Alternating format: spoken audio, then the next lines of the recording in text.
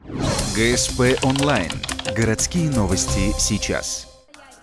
В Доме молодежи прошел День первокурсника для новоиспеченных студентов медицинского колледжа. В этом году решение посвятить жизнь медицине приняли 135 человек.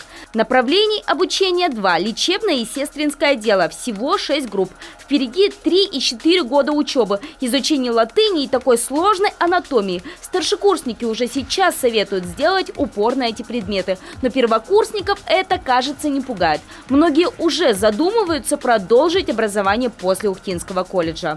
Сначала я училась вообще в лесном, потом мне это не понравилось. У меня в семье ни у кого нет образования врача. Я подумала, почему бы и нет? Я хочу, быть врачом. Нам когда сказали, что халат достоин носить только врач, я такая, мне стало так приятно, и я хочу пойти на психиатра. Но это пока планы. На празднике об этом не стоит задумываться всерьез. Танцы, песни, шутки и забавные презентации – вот основная программа дня. И даже белые халаты, ежедневный дресс-код студента-медика. Тут сценический костюм. Но центральным событием становится, конечно же, выдача студенческих билетов. Стопки синих корочек передают кураторам. На первой же паре их раздадут студентам как символ окончания первого, самого легкого месяца учебы. Дальше придется приложить максимум сил и стараний.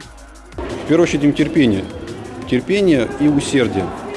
Усердие в познании той науки, которую они выбрали.